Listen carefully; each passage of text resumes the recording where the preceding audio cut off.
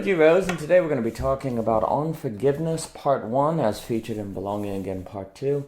And the question of forgiveness is interesting to me because it seems to be that thing that we all know what it is, but then if we have to explain it, when it's justified, when it's not, when it enables when it's moral, these things are not so obvious. It's something that, it's like the word love, like, oh, everyone knows what love is. Okay, we'll define it. It's a much more difficult. And if the word forgive and forget are similes, which seems to be what a lot of people often claim, then maybe we should get rid of the term forgive because it's just kind of confusing, right? Like the whole On Love or some of those different papers on materialism will argue that if you have words that are just ultimately similes, then it might be better to get rid of one of them because the distinction suggests that there are different phenomena when ultimately there are not. So we start asking the question, is forgive just a simile for forget, or is there something more going on? When asked directly, sure, many people might say forgiving isn't forgetting, but practically I do think this is how we often act. And furthermore, if we're not clear to ourselves on the difference, we can end up acting like they are equivalent, even if we won't mean to do so. And the other thing too is there any do we even choose to remember what we remember or choose to forget what we forget? It often seems like we don't have much control over it. And if forgiveness is a matter of forgetting, then it might be something we don't really have much control over.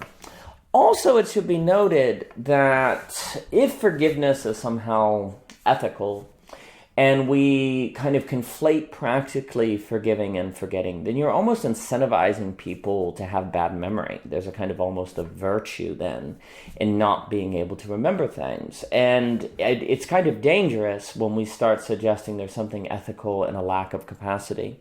It's sort of similar to if we describe kind of humility as a kind of lack of confidence or a kind of lack of pride or ability. It depends on what we mean by pride, because it's a form of pride that's self-important, self-grandizing. But if we mean a certain sort of faith or kind of confidence in an ability, then there's a form of that that's quite good.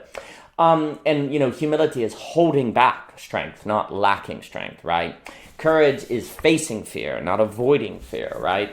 And if we talk about forgetting, forgiveness as forgetting, it's almost like, what is there to forgive? You don't remember what happened.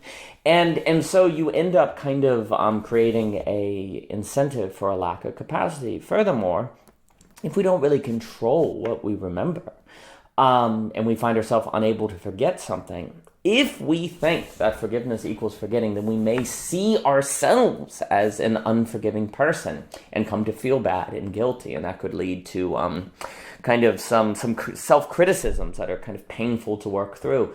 Furthermore, if we find ourselves unable to forget about something and we feel like we need to talk about it to overcome it, then the person we bring it up to may accuse us of being unforgiving because we haven't forgotten the thing. And so they may deny us a space by which to discuss the issue, precisely because they may think that that's entertaining advice. Because, forgiveness is forgetting. And so then people don't talk about the stuff they can't forget because that thinks that makes them immoral, and they don't want to be seen as a bad person by talking about something. So the conflation of forgiveness and forgetting seems very, very consequential.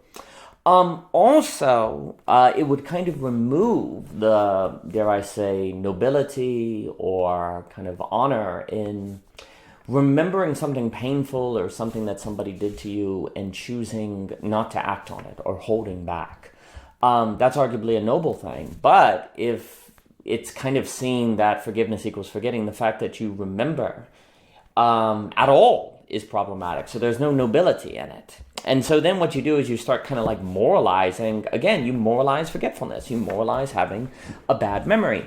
And if there's something about memory that is tied to being fully human, kind of transcendental values, metaphysics, someone, Plato, Augustine come to mind here, then we might be incentivizing for human beings in order to be seen as good people, quote unquote, and to feel like good people to themselves, quote unquote, we may literally incentivize the loss of a capacity needed for humans to be fully human, to think well at all. Memory and thinking and critical reasoning seem strongly tied together.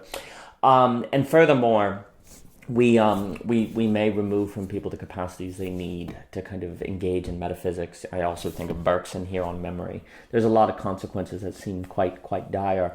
I think also, if you kind of remove from people the option of talking about pain, and then what's going to happen is when they find themselves unable to forget their pain, then there's going to be a real incentive just to avoid relationships in general, to engage in what I've called drifting, or the drift, where you just, you never straight up say you're angry at someone. You just stop talking to them, you talk to them a little less, you drift, or you drift from an organization. And you see, if memory is something we don't control, then something bad happens to us we can't forget, and that makes us feel like a bad person, and then we can't talk about it to get rid of it without being a bad person. Well, then we just avoid community entirely. Like, it's just to put ourselves in a relationship is to put ourselves vulnerable to something we have no control over. It's not worth it in our mind, and so we just start avoiding people altogether. And so this conflation of forgetting and forgiveness also really makes relationships dangerous, in the sense of they could throw something upon you that you can then not escape, or that then weighs on you forever. Really, under this schema, the only way to have relationships is to have bad memory and to be kind of, in a way, shallow. And I don't mean that as an insult, but like, you've got to not remember what people do to you if you're going to keep relating to them and it not be a painful experience. And so there is a kind of incentive then to become flatter, as a term that Dave over at Theory Underground talked about regarding capital, how capital can kind of flatten people.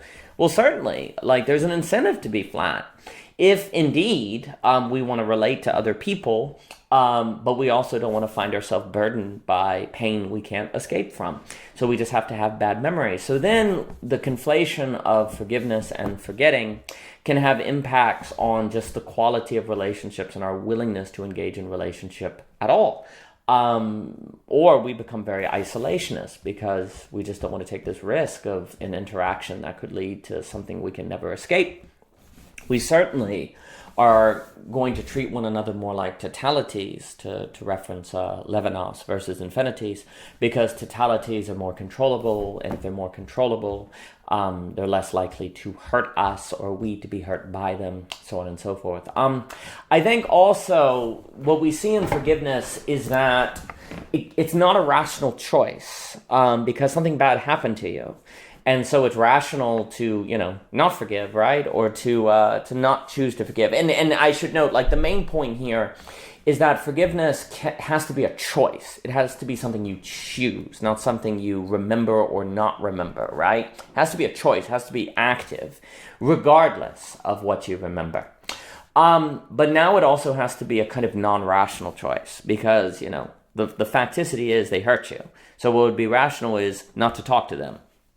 Well, then you become isolationist. And so this is going to talk about forgiveness as a non-rational choice, a choice that goes against the facticity, understanding that you're going to end up in a Nash equilibrium or a suboptimal result if you just choose based on experience.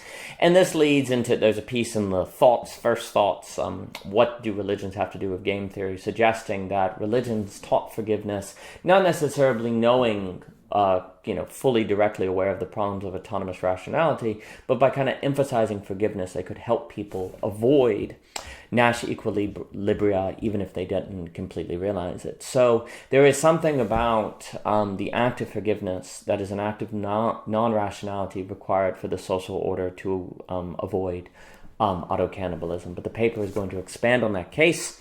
And then in part 2, we will begin by discussing the work of Agnes Callard on the reason to be angry forever, as brought to my attention by Joel. For now, though, and for more, please visit ogrose.com, Twitter, Anchor, Instagram, so on and so forth. Please find the books on Amazon, and thank you so much for your time.